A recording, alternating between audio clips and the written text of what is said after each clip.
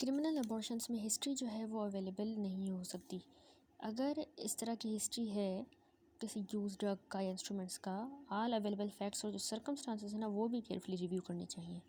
Living में जो appearance होती है ना जेनेटाइला की, वो उसी तरह होती है जिससे नॉर्मल डिलीवरी होती है, और फाइंडिंग डिपेंड करेंगे upon the period of that the gestation has reached, और मोड ऑफ अबॉर्शन जो उसने प्रैक्टिस किया है, और टाइम जितना एलैप्स हुआ है सिंस के अबॉर्शन हुआ, तो इन सब पे डिपेंड करेगा। ठीक है, जब ड्रग्स यूज़ होती हैं तो उनके toxic side effects generally evident होते हैं। अबॉर्शन रिजल्ट करता है फ्रॉम एनी इंस्ट्रूमेंटल मेथड जैसे कि डायलिटेशन, क्यूरेटेज। टूथ मास जो प्रोड्यूस होते हैं बाय वॉल्सेलम, फॉरसेप्स, वो भी सर्विक्स पे देखे जा सकते हैं। ठीक है, सस्पिशन क्रिमिनल अबॉर्शन की जो है ना वो अरोज हो सकती है जब पेशेंट जो है ना वो शो करे sign and symptom localize sepsis का, तो हम समझ जाएंगे। इसके अलावा उसको जनरलाइज सेप्टिसीमिया भी है, एक्सट्रीम पेलारनेस है, और मैकेनिकल इंजरीज भी लगी, तो जाहिर सी बात है क्रिमिनल अबॉर्शन लग रहा है। अपीयरेंस एक्सटर्नल जेनिटालिया की, वेजाइना की और कंडीशन ऑस की, प्रेजेंस रिसेंट कोई टीयर हो, फॉरसेप्स के निशानात हों या किसी और इंस्ट्रूमेंट के, यूट्रस का साइज़, कैरेक्टर, अमाउंट जो डिस्चार्ज हो रहा है, स्टेट उसके एब्डोमिनल वाल्स की, उसके ब्रेस्ट की, वो भी सब नोट करना है। अबॉर्शन में during the earlier month of gestation जो शुरू वाले होते हैं, साइंस वेरी इल डिफाइंड होते हैं और वो रिटर्न कर जाएंगे नॉर्मल की तरफ कुछ दिनों में। साइंस परसिस्ट करेंगे फॉर लॉन्गर टाइम अगर जो है वो सेप्सिस हो गई हो या अबॉर्शन जो है वो कैरी आउट हुआ हो later month of the gestation में, तो उन केसेस में साइंस परसिस्ट करेंगे लंबे समय तक। डेड की अगर बात करें तो पॉसिबिलिटी पोस्टमार्टम डिलीवरी की, क्योंकि पेट्रीफैक्टिव गैसेस बन जाती है तो उनका प्रेशर होता है, तो वो जनरली जनरेट होता है एब्डोमेन में, वो भी माइंड में रखना है। Visit to the crime scene undertaken होना चाहिए if deemed necessary. Pointer to criminal abortion are number 1 कोई सडन डेथ हो गई हो प्रेग्नेंट वुमेन की, नंबर 2 डिस्टर्ब्ड अंडर क्लोथिंग हो, नंबर 3 प्रेजेंस अबॉर्टिफिशेंट्स ड्रग्स की या इंस्ट्रूमेंट्स की, और नंबर 4 कोई फ्लूडी सोपी है या हेमरेजिक डिस्चार्ज विजाइना से। डॉक्टर को नोट करना चाहिए प्रेजेंस या एब्सेंस साइंस ऑफ प्रेगनेंसी के जो विजिबल हो एक्सटीरियर ऑफ द बॉडी पे, और primi para expression of fluid from the breast may be of indirect value in the diagnosis of recent abortion. Exterior body पे marks in primi para और breast में से कोई fluid की excretion. Genetic track को भी एग्जामिन करना चाहिए, केमिकल या मैकेनिकल इंजरी से नहीं हुई भी। ठीक है, इसके अलावा लोकल इंट्रोडक्शन ड्रग्स का म्यूकस मेम्ब्रेन जो है वेजाइना की, वो साइन कर शो करती हैं लेसरेशंस की, ब्रूजिंग, नेक्रोसिस की किसी कॉस्टिक सब्सटेंस की वजह से, और जो क्यूरेटेज वाले केसेस होते हैं उनमें स्क्रैप मार्क्स देखे जा सकते हैं on the inside of the uterus. इस फिगर में देखिए, इसमें यूट्रस ओपन किया है विद द एडनेक्सा, देखिए फीटस इनसाइड।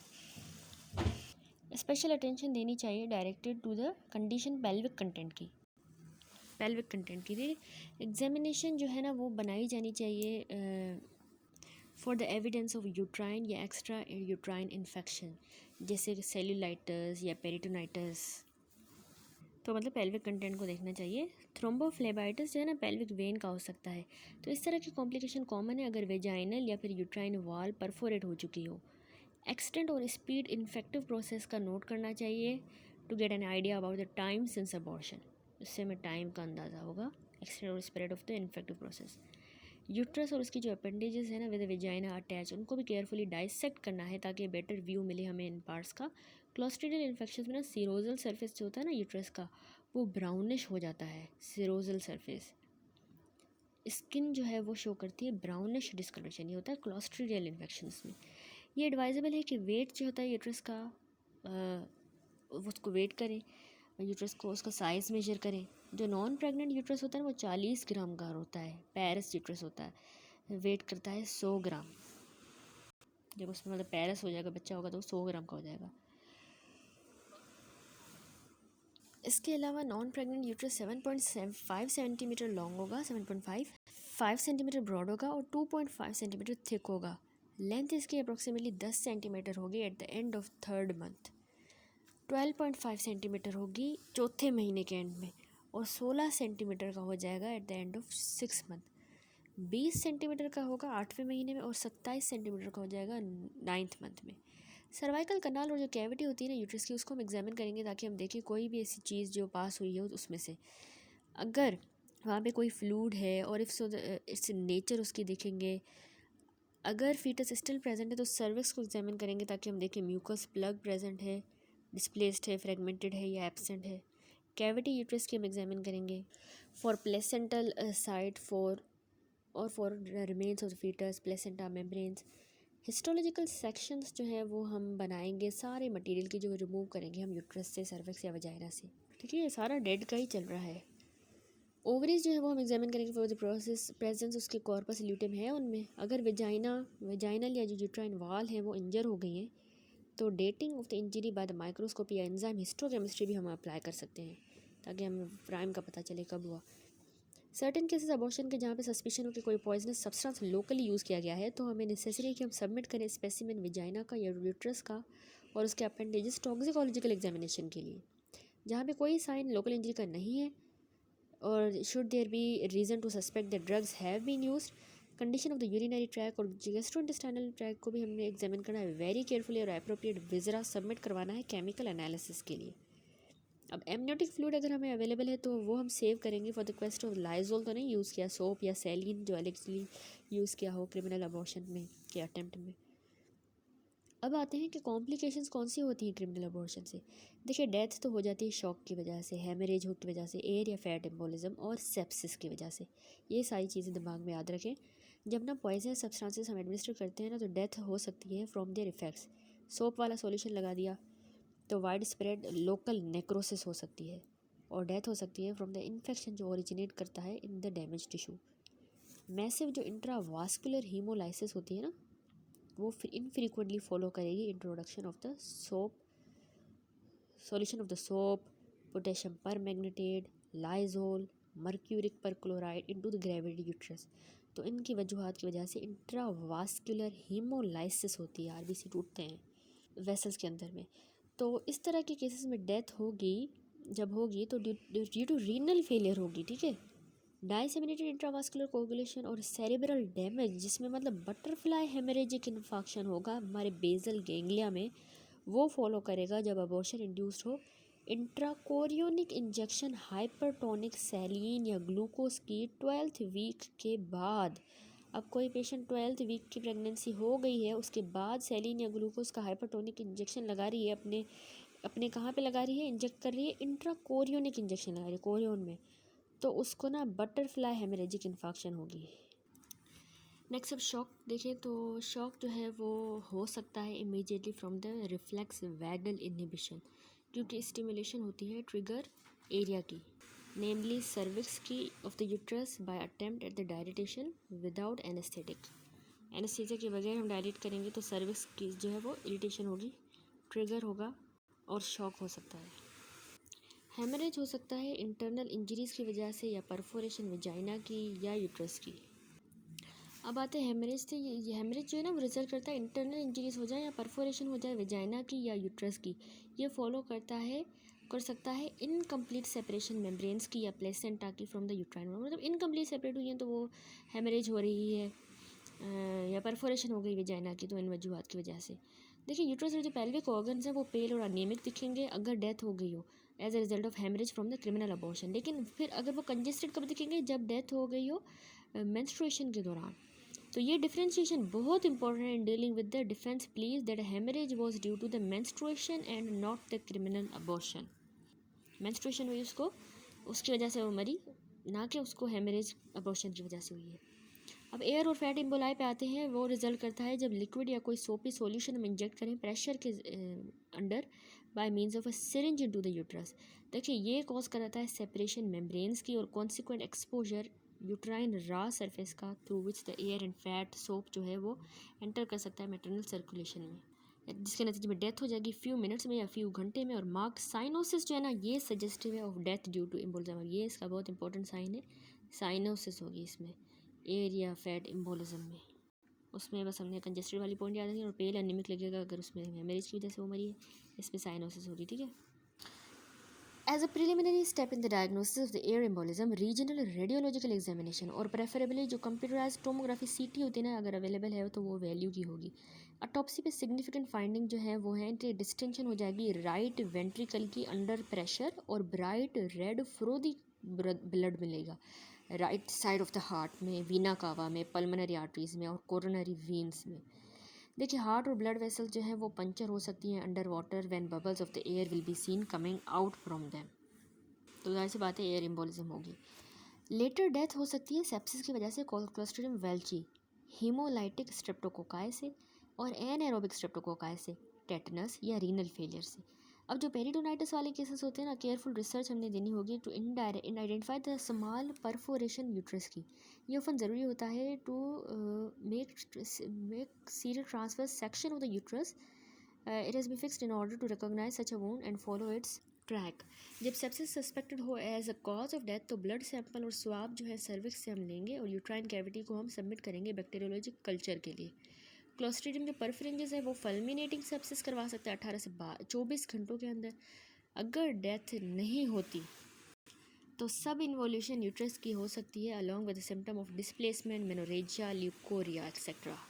नेक्स्ट सवाल है कि how will you examine the aborted material if it contain a foetus, how will you estimate the foetal age. देखिए अबॉर्शन के दौरान सारा जो एम्ब्रियो होता है ना अर्ली प्रेगनेंसी में या फिर पोर्शन उसका जो है वो एक्सपेल्ड होता है फ्रॉम द यूट्रस। मतलब सवाल ये है कि अब हमें एग्जामिन करना है अबॉर्टेड मटेरियल को, तो हम इसको कैसे करेंगे, और अगर उसमें फीटस है तो हम उस फीटस की एज कैसे बताएंगे कि कितनी उम्र का था। तो देखिए अबॉर्शन के दौरान जो सारा एम्ब्रियो होता है ना अर्ली प्रेगनेंसी में या उसका portion of it may be expel from the uterus. Small portion ovum के एक्सपेल हो सकते हैं ब्लड क्लॉट्स में। कोई भी मटेरियल जो फाउंड होता है ना विद इन द यूट्रस या एक्सपेल होता है उसमें से, उसको वो it should be subject of detail naked eye और उसकी माइक्रोस्कोपिक दोनों एग्जामिनेशन करेंगे। ये हमेशा एडवाइजेबल होता है कि हम रिमूव करें piece of tissue from what is thought to be at placental side, to be the placental side, वहाँ से हम थोड़ा सा टिश्यू रिमूव करें। Nothing should be accepted as a result of conception if it does not show some constituent part of an ovum, जैसे कि chorionic villi या decidual cells हमें मिलते हैं तो ही हम कहेंगे कि ये कंसेप्शन की जो है वो पार्ट है। अगर ये नहीं मिलती है हमें ओवम के कॉन्स्टिट्यूएंट पार्ट्स तो हम नहीं कह सकते। अगर फीटस पास होता है अबॉर्शन के दौरान उसकी डायमेंशंस भी हम डॉक्यूमेंट करेंगे और attempt made to estimate its approximate age dimensions के जरिए। देखिए एस्टिमेट जो फीटल एज होती है ना मेडिकल लीगल वर्क में वो फ्रीक्वेंटली इंपॉर्टेंस रखती है। इस पर्पज़ के लिए following data about the development of the foetus दे सकता है guidance in forming an approximate idea as to the age of the foetus. In the data the crown heel जो लेंथ होती है एम्ब्रियो की या फीटस की वो बेस्ड होती है हेसिस रूल के ऊपर। अब हेसिस रूल जो है वो स्टेट करता है कि square root of the length of the foetus in the centimetre gives the approximate age of the fetus in month in the first 5 month। अब जो पहले 5 वाले महीने होते हैं ना उनमें हमने यूँ करना होता है कि जो उसकी जो स्क्वायर रूट लेंगे हम उसकी लेंथ ऑफ द फीटस का, लेंथ सेंटीमीटर में हमने ली। अब देखिए जैसे जैसे 9 सेंटीमीटर तो हम इसको स्क्वायर ले लेंगे तो हमारे पास आ जाएगा 3 मंथ। तो ये उसकी जो एज होगी और लेंथ जो उसकी 9 होगी। अब 5 महीनों के बाद हमें एज कैसे कैलकुलेट करेंगे, लेंथ जो है सेंटीमीटर को डिवाइड कर देंगे उसको 5 के साथ, इस तरह से डिवाइड करेंगे 5 के साथ, देगा हमें age in month. For example अब जैसे एज है फीटस की 30 सेंटीमीटर इसकी लेंथ है, ठीक है, तो हम उसको डिवाइड कर देंगे 5 के साथ तो हमारे पास आ जाएगा 6 मंथ। ठीक है, तो एवरेज एक्सेप्टेड वेट जो होता है ना वेट फीटस का वो 400 ग्राम होता है 20th वीक ऑफ जेस्टेशन पर। ये बढ़ता जाता है about 400 gram every 4 weeks until जो 36 वीक जब आ जाएगा, जब फीटस जो है वो 2 किलो का हो जाएगा। During the last 4 week of the pregnancy जो फीटस जो इंक्रीज़ करेगा वेट में अबाउट 200 ग्राम ईच वीक और फुल टर्म पे ना एवरेज वेट 3 किलो हो जाता है उसका। हाउएवर लेंथ देती है ज़्यादा accurate assessment of period of gestation being far less variable than the weight. Length वाला ज़्यादा मतलब एक्यूरेट है। अब कह रहे हैं कि अकाउंट दें on the foetal development at the various stages of its intra uterine life. अब कहाँ पे वो कितना डेवलप कर रहा है। By convention term ovum use करते हैं टिल इम्प्लांटेशन हो इन अबाउट वीक और 10 डेज़। हफ्ते या 10 दिन में इम्प्लांटेशन जब तक हो तो हम उसको ओवम कहेंगे। अब एम्ब्रियो कहेंगे सेकेंड मंथ ऑफ जेस्टेशन के आखिर में हम उसको एम्ब्रियो कहेंगे और फीटस उसके बाद सेकेंड मंथ के बाद फीटस कहलाएगा। इन्फेंट होता है टर्म जब ना उसके बर्थ से लेके 1 साल तक हम उसको इन्फेंट कहते हैं और नियोनेट कहते हैं इन्फेंट जो होता है ना first month of the extra uterine life तक। वो इन्फेंट जो first month of the extra uterine life हो तो वो नियोनेट है। पहले मंथ के एंड में इंटायर जो ओवम होता है ना, वो साइज़ एक पिजन का जितना अंडा होता है ना उतना होता है, ठीक है। लेंथ उसकी 1 सेंटीमीटर होती है, उसका वज़न 2.5 ग्राम होता है। आंखें 2 डार्क स्पॉट हमें नज़र आते हैं, उसके माउथ में एक क्लेफ्ट नज़र आता है। उसके लिम्ब हमें बर्ड लाइक एक प्रोसेस की तरह ये नज़र आएंगे, ठीक है। अब and of the second month हो गया तो फीटस अब 4 सेंटीमीटर को हो गया, 1 से 4 की तरफ आ गया, और उसकी लेंथ 15 ग्राम की हो गई, ठीक है। वेट उसका सॉरी लेंथ इसकी 1 से 4 की तरफ आ गई, और 15 पहले 2.5 ग्राम था, अभी 15 ग्राम का हो गया। आंखें और नाक भी रिकोगनाइजेबल है, हाथ और फीट उसके जो है वो वेब्ड हैं। एनस देखा जाता है डार्क स्पॉट की तरह। अम्बिलाइकल कॉर्ड डेवलप होता नजर आएगा। क्लेविकल, मैंडिबल, रिब्स और वर्टिब्रा में सेंटर ऑफ ओसिफिकेशन आएंगे, ये याद रख लें। क्लेविकल, मैंडिबल, रिब्स और वर्टिब्रा में। सेक्स जो है यहाँ पर डिस्टिंग्विशन नहीं होता। अब एंड ऑफ जब थर्ड मंथ होगा ना तो लेंथ इसकी 9 हो जाएगी, वजन इसका 80 ग्राम हो जाएगा। फिंगर अब सेपरेट हो गई, नाखून भी आना शुरू हो गए हैं in form of thin membrane on the finger and toes. Sex जो है इसका ये डिस्टिंग्विशेबल अभी भी नहीं है। प्लेसेंटा बन जाएगा। अब चौथे महीने के एंड में लेंथ 16 सेंटीमीटर हो जाएगी, वजन 200 ग्राम, सेक्स रिकॉग्नाइज्ड होगा। ये इंपॉर्टेंट पॉइंट है कि 4th मंथ के एंड में हमें रिकॉग्नाइज होगा। लेनुगो विजिबल होता है बॉडी पे। पिपिलरी मेम्ब्रेन विजिबल होती है। कन्वोल्यूशन जो है वो ब्रेन के अपीयर होंगी। मिकोनियम देखा जाएगा इन द डुओडेनम। प्लेसेंटा जो है वो 90 ग्राम वेट करेगा। मिकोनियम भी मतलब चौथे हफ्ते में डुओडेनम में दिखने को मिलेगा, याद रखें। और प्लेसेंटा 90 ग्राम। अब आते हैं 5वां महीना का एंड हो रहा है तो यहाँ पे 25 सेंटीमीटर लेंथ हो जाएगी, वजन 400 ग्राम। वर्निक्स कैजियोसा जो है ना वो बॉडी पे आ जाएगा। यहाँ पे जो है वो लेनुक होता है। अब 5वें के एंड में वर्निक्स कैजियोसा आएगा। ये सपोर्ट होता है कि ये प्रोटेक्ट करता है हमारी फीटल स्किन को एमनियोटिक फ्लूइड से, ठीक है। वर्निक्स कैजियोसा। फाइन हेयर स्कैल्प पे विजिबल होंगे। लेनुगो क्वाइट डिस्टिंक्ट होगा। मिकोनियम देखा जाएगा at the beginning of the large intestine. Large intestine की बिगिनिंग पे मिकोनियम मिलेगा। ऑसिफिक सेंटर जो है ना इन ऑस कैल्सिस अपीयर होंगे। प्लेसेंटा 180 ग्राम का हमें मिलेगा वेट। अब 6 मंथ के एंड में जो लेंथ है वो 30 सेंटीमीटर की हो जाएगी, और उसका वज़न जो है 900 ग्राम हो जाएगा। उसके बाल हमें नज़र आएंगे, और आईब्रो आईलैशेस अपीयर होंगे। आईलिड्स एडहेरेंट होंगी। पिपिलरी मेम्ब्रेन स्टिल प्रेजेंट होगी। स्किन रेड रिंकल्ड और वांट फॉर फैट हो नज़र आएगी। नेवल उसका अबव द प्यूबिस मिलेगा। टेस्टिकल्स अब ना यहाँ पे क्लोज टू द किडनी लाया करेंगे, और स्क्रोटम लेकिन एम्प्टी होंगे। अब ये 6ठा महीना का एंड है। यहाँ पे टेस्टिकल्स की बात हो रही है। मिकोनियम देखा जाएगा upper part of the large intestine. Centre ossification देखा 4 डिवीजन में ऑफ द स्टर्नम। प्लेसेंटा अब यहाँ पे 300 ग्राम का हो जाएगा, और फीटस वायबल होगा इन सम केसेस। अब यहाँ पे वायबल होना शुरू हुआ एंड ऑफ द 6 मंथ में। अब जो 7वां महीना का एंड होगा तो लेंथ इसकी 35 centimetre, weight 1.5 kg, subcutaneous fat deposit होगा। नाखून थिक होंगे लेकिन एक्सटेंड नहीं करेंगे to the tip of the finger and toes. Eyelid खुली होंगी। पिपलरी मेम्ब्रेन डिसअपीयर हो जाएगी। टेस्टिकल्स अब एक्सटर्नल इनग्वाइनल रिंग में आ गए। 6 मंथ वाले में किडनी के आसपास, यहाँ पे external inguinal 7 month. Meconium whole of the large intestine में आ गया। अब ओसिफिकेशन सेंटर अब स्टर्नम्स की वजह अब टेलिस की तरफ भी आने शुरू हो गए हैं। ये इंपॉर्टेंट पॉइंट्स है ना। 7 मंथ में टेलिस में आ गए। 6 मंथ में हमने पढ़ा कि स्टर्नम पे, और जो 5th मंथ हुआ वहाँ पे ओसिफिकेशन सेंटर ओस कैल्सिस पे अपीयर हुआ था। अब प्लेसेंटा का वेट 350 ग्राम। फीटस ने वायबिलिटी अपीयर कर ली है यहाँ पे 7 मंथ में। अब 8वां महीना का एंड चल रहा है तो लेंथ उसकी 40 सेंटीमीटर, वेट उसका 2 किलो।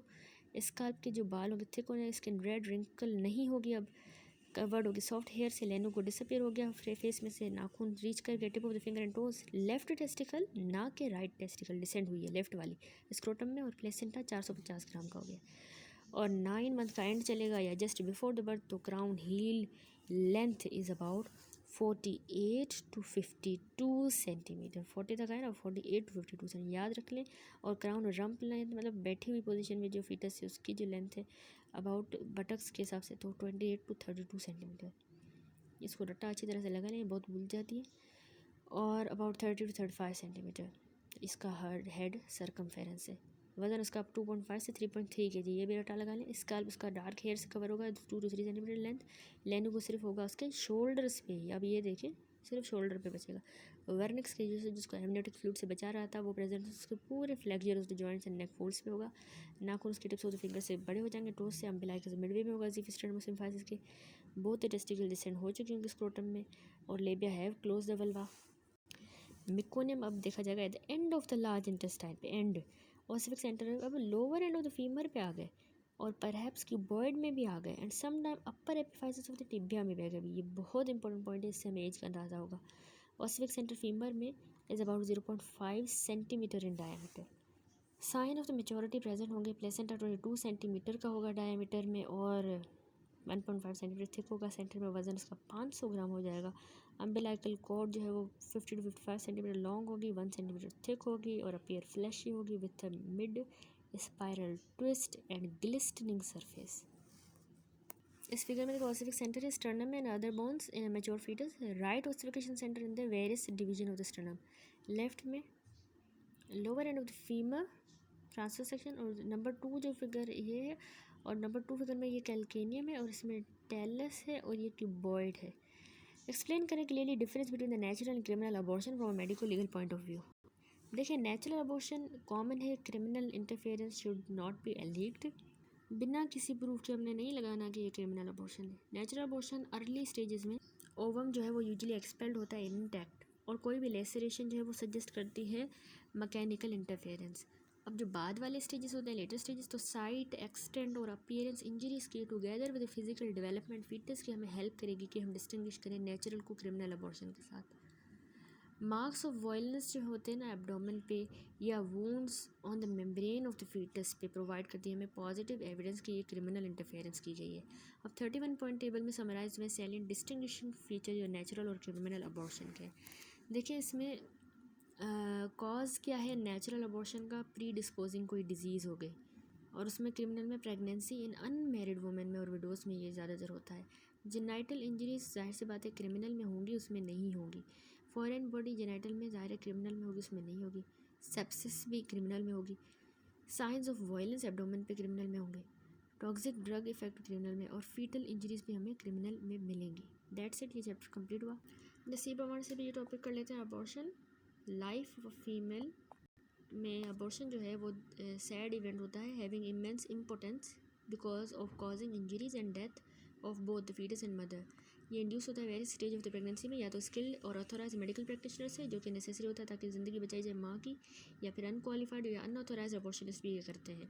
थेरेपेटिक टेक्निक में है फॉलोइंग डायलिटेज और क्यूरेटेज होता है ये जो कि 12 हफ्तों पे होता है। हिस्टेरेटोमी की जाती है एब्डोमिनल और विजाइनल 12 हफ्तों के बाद। एमनियोसेंटेसिस की जाती है एब्डोमिनल या वेजाइनल लेटर स्टेजेस में। वैक्यूम सक्शन की जाती है बाद में।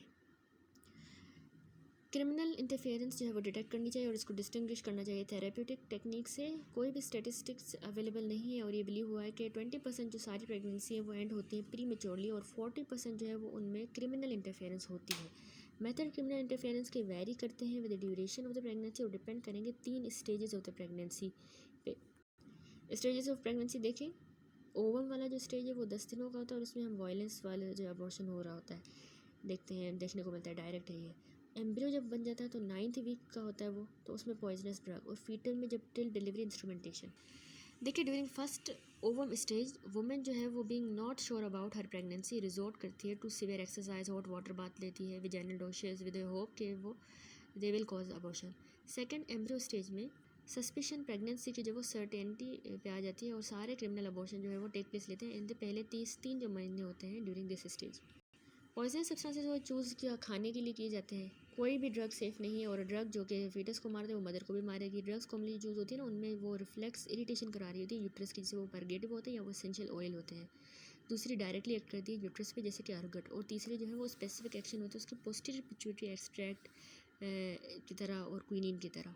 टेबल 9.6 इसमें देखें ये अबॉर्टिफिशिएंट ड्रग लिस्ट है acting directly on the uterus. वो इमेटिक्स हैं, इनमें टार्टर है, ड्रास्टिक परगेटिव्स हैं जिनमें कास्टर और croton oil, essential oil, turpentine, apiol, juniper. इसके अलावा लोकल इरिटेंट होते हैं जो salt of heavy metal, oleate और लेड होते हैं। फिर हुए हैं जो डायरेक्टली एक्ट करते हैं यूट्रस के ऊपर।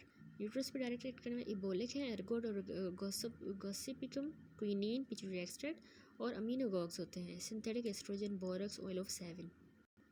तीसरा जो फीटल स्टेज होता है ना, in the view of the failure of the earlier method drastic measures adopt किए जाते हैं। सारी किस्म के प्रॉबिंग इंस्ट्रूमेंट जैसे pencil, knitting needle, nail pass की जाती है वेजाइना में इन द होप कि वो डिस्क्लोज करें फीटस को। हिगिसन्स जो सिरिंज है, हिगिसन्स ये याद रखें, ये लोड की जाती है विद डिसइंफेक्टेंट जैसे डेटोल से या फिर इवन कंसनट्रेटेड सोप वाटर से। इन द पॉइजनस कंसनट्रेशन ये यूज़ होती है attempt to detach the placenta. इस तरह के अटैम्प्ट मैनी ओकेजन में डेथ करवा देती है मदर की। इसमें देखिए मेथड है क्रिमिनल अबॉर्शन का। यहाँ पे ये परगेटिव एक्ट करते हैं, यहाँ पे एम्बोलिक डायरेक्टली, और डायरेक्ट वायलेंस ये यहाँ पे की जाती है, और इंस्ट्रूमेंटेशन भी यहाँ पे इंसर्ट की जाते हैं। डेथ प्रेग्नेंट वुमेन की देखिए due to the criminal interference हो, या तो वो जल्दी होगी, वो डिलेड डेथ होगी। जो रैपिड डेथ होगी ना वो प्रेसिपिटेट होती है क्योंकि वैगल शॉक हो जाता है, एयर एम्बोलिज्म, या क्विक और मैसिव हेमरेज हो सकती है। अब वैगल शॉक की वजह से जो डेथ होती है वो सेंसिटिव होती हैं, प्रेग्नेंट वुमेन में सेंसिटिव होती हैं, सेंसिटिव प्रेग्नेंट वुमेन में होती हैं, जो सब्जेक्ट होती है to criminal interference without anaesthesia की, मतलब एनेस्थीसिया नहीं दिया। एप्लीकेशन स्टिमुलस की नेक ऑफ द वूम पे, जैसे कि one applied to the larynx or trachea. ये कैपेबल है ऑफ प्रेसिपिटेटिंग वैगल इनहिबिशन, और सडन अरेस्ट हो सकता है हार्ट का। ये जगह याद रखें, नेक ऑफ द वूम पे वो स्टिमुलेशन कर रही है, तो लैरिंग्स और ट्रैकिया वैगल इनहिबिशन हो रही है, अरेस्ट हो रहा है हार्ट, डेथ होगी ऑलमोस्ट इंस्टेंटेनियसली। अगर वुमेन अटेम्प्ट करती है self abortion, she would be found dead amongst the operators, और जब अटेम्प्ट करती है by unqualified abortionist who will vanish from the scene of crime of woman death. Women dying of the vagal shock show no internal or external hemorrhage, लेकिन death from the air embolism only indicator जो है वो confirm करेंगे interference. अब ये figure देखिए, इसमें vagal shock death है विक्टिम की women, no haemorrhage, small intestine suspect as a umbilical cord pulled out and died, many bruises on the upper and medial part of the thigh confirming interference। Death जो है वो air embolism की वजह से होगी, air being pumped into the cavity of the womb में during the intra uterine injection में। देखिए स्ट्रिपिंग मेम्ब्रेन की फ्रॉम द यूट्राइन वॉल और डिटैचमेंट प्लेसेंटा की एक्सपोज करती है लार्ज ब्लड वेसल्स को, और जो नेगेटिव प्रेशर होता है वेन्स में सक करेगा सफिशिएंट एयर को एंड अदर फ्लूइड को इनटू द सर्कुलेशन। नेगेटिव के प्रेशर वजह से वो सक्शन हो रही है, तो एयर कैरी होगी हार्ट की तरफ या इन्फीरियर वेना का, और फिर पल्मोनरी सर्कुलेशन और रैपिड डेथ हो जाएगी। तीसरा है death from the rapid haemorrhage. ये होता है क्योंकि दो पॉसिबिलिटीज़ होती है। पहले तो हेमरेज जो है वो कलेक्ट होता है इन द यूट्राइन कैविटी क्योंकि रप्चर हुई है large blood vessel following the detachment placenta की वजह से। दूसरी सिचुएशन में क्यूरेट में परफोरेट द यूट्रस और इंजर कर सकता है हमारी यूट्राइन वेसल्स को, या फॉलोइंग द परफोरेशन में go into the abdominal cavity और वहाँ पे वो इंजरी करवाएगा टू द इंटेस्टाइन्स। इस तरह के केसेस में लार्ज वॉल्यूम ब्लड का या इधर रिटेन रहेगा इन नॉन कॉन्ट्रैक्टिंग यूट्रस या फिर एब्डोमिनल कैविटी में, और फिर या फिर वेरी लिटिल एक्सटर्नल हेमरेज मिलेगी, मतलब अंदर